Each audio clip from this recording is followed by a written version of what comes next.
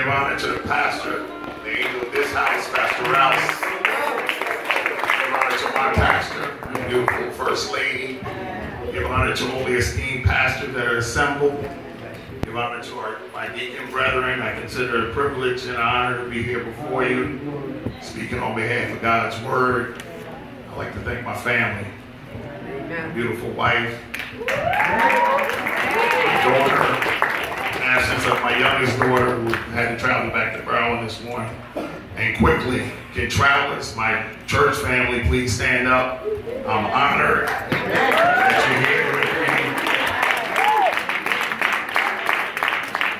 Thank you very much. Let's get right to it. We got strict instructions, 7 minutes. And I'm going to try to be obedient. And if I go over 7 minutes, blame it on the Holy Spirit, amen?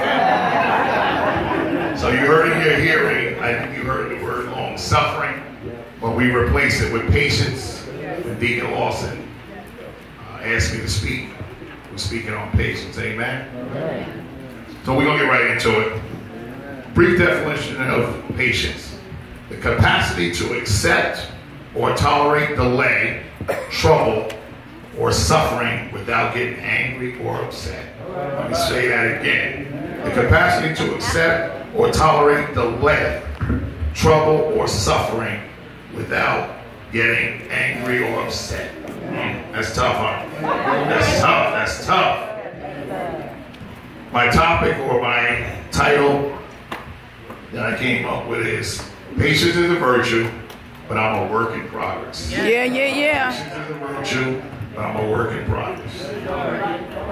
Patience, the little bit that I have. Remember, I'm a work in progress.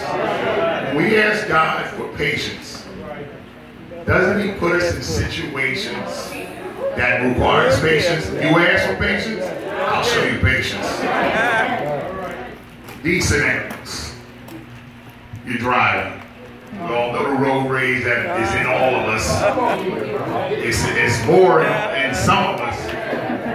But a person that cuts you off, a person that doesn't have his blinker on and you almost run into him, a person that's tailgating you, if you stop short, he'll be right up on your bumper. How do we react? Do we show the love of God? Are we patient with the person? We should be, right? We talk about the fruits of the Spirit. And we're supposed to be putting on what Christ is and what being Christ-like. So it was particularly enlightened for me when Deacon Lawson asked me, because you can ask my wife, I'm not blessed with being the most patient person. Co-workers, you work with somebody every day. Same people. They got the same job. More and more, or often, they may do exactly what you tell them to do. How do you react to that situation? Do you show the love of God? Are you patient with them? Do you cuss them out? We, as Christians, we're supposed to be doing what? Putting on the whole armor of God. We're supposed to be practicing the fruits of the Spirit or attaining those fruits of the Spirit. This is just one of my pastor's favorite things. What happens when we're in the grocery store? Only 2, 3, or 4 clerks are open. You got 30 or 40 people, maybe 15 people. You're in a rush. You're behind someone who has, 10 coupons. Digging through change and putting coins up there, looking for a debit card, don't know their PIN number. Where's the patience at? So when we ask for patience, we have to be careful what we ask for, because God puts us in a situation where we can exercise that patience. But we have to be prayed up, and the Holy Spirit has to be with us, amen? What about with our children? Definitely patience with them, amen? Lord of mercy. They may know what to do, or what you told them to do, but they got a mind of their own, don't they? So how do we react to them? We should be showing patience. You know what? They had done no different than when we did when we were younger, amen? But you know what? At the time, you ain't thinking about that, are you? Here's one last example, then we're going to get right to some examples in the Bible. Long day, 2 services, favorite football team playing.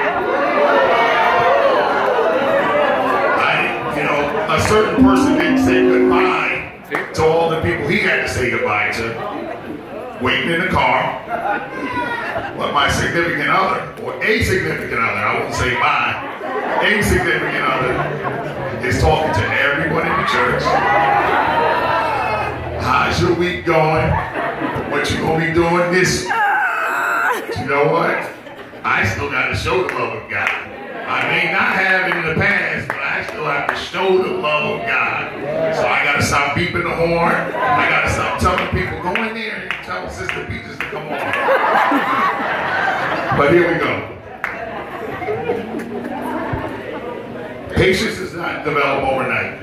It's only through God's power and His goodness to develop our patience.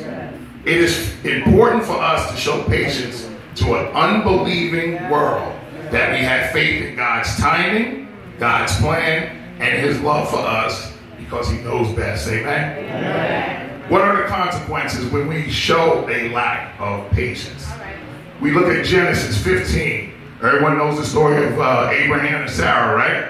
Yeah. What happened when Abraham and Sarah were impatient on waiting for the Lord? They couldn't wait. They were 190, yes, when they finally did have a child. But in the meantime, Sarah was frustrated. Her womb was closed. Abram was frustrated because he was promised a son and heir, and it didn't come. So what suggestion did Sarah have? Sleep with my maidservant, Hagar. And that'll appease you, right? But what happened? There are consequences when we don't wait on the Lord. Yes, they did have a son. Was that son blessed? Was God happy with that? So when Abraham slept with Hagar, Ishmael was born, and to this day, the Israelites and the Muslims or Arabs are still at war, all because the patience wasn't there, or waiting on the Lord was not there. Amen? Amen. What about the story of Joseph? Go from the pit to prison to the palace. Amen. And along the way, on each stop, he endured patience, or he tried to be as patient as he could. And he was elevated every step along the way, right? Brothers did wrong to him, threw him in a pit, sold to slavery. Potiphar's wife set him up, lied on him, thrown in prison. He was elevated in prison. He interpreted dreams for the king, was elevated. Second in charge to Pharaoh. Eventually, the brothers that he predicted to bow down, they had to bow down to him, didn't they? But along the way, he exercised patience, faith, and he was elevated. Amen? So that's a great example for us. Joseph, that's in Genesis 39. So that's a great example for us. What about the story of Job? He had the patience of the virtue. He had patience. Every time someone knocked on the door, it was more devastating news than the other, right? Lost his children, lost his livestock, lost his property. Wife turned against him. Friends turned against him. Now, did he question God? Yeah, he questioned him. But did he curse God? Did he turn against God? He was steadfast. He was unmovable. He was faithful to the end. Yeah. And in turn, what did God do? He blessed him double. He blessed him double. He couldn't bring back his children, but he blessed him double more children, double more property. And Job is a great example for us also. What about when we talk about Moses? Numbers 22 through 5. The pastor preached on it a little bit today. We didn't even consult with each other. He preached on it. The Israelites were groaning, moaning and groaning. He took us out of Egypt.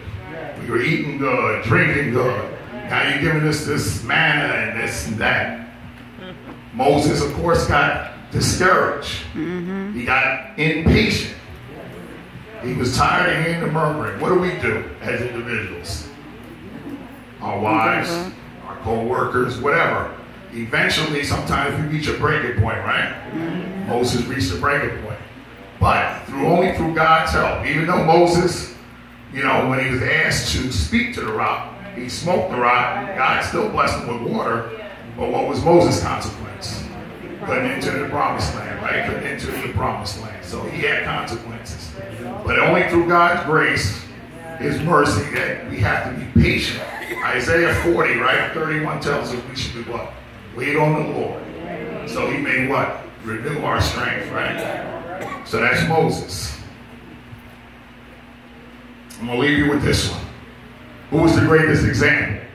Jesus. Jesus. In Matthew 4, 1 through 11 talks about how he was tempted, right? He was led in the wilderness by the Spirit, but he was tempted for the devil, right? Devil did all he could. But of course, the Lord stayed steadfast because he's God in the flesh. He is the Word. So he was able to resist him. But what happened all the times that the disciples would try to talk to Jesus, and they were like, why would you see this publican? Why would you be in this tax collector? Why would you, the lady with the issue of blood, the lady that was a harlot and was sleeping around? But God was steadfast. Jesus was steadfast. Yes, he was. He's the perfect example for us. Yes. Perfect. What about on the cross? Yes. Forgive Ultimate them, they example. not know what they're doing, right? Look at that patience. When he was getting beaten, not a mumbling word. Look at that patience. And I'll leave you with this. Patience draws us closer to God. Grief, agony of any kind of despair and trials and tribulations, we have to rely on God's timing. Patience in the constant pursuit of it will cause some suffering on some level. But the more we seek God's help instead of our own, he will bless us and mold us into the image he would want us to be. We have to stay the course and just let the Holy Spirit have his way. Will you be patient and wait on the Lord? Amen.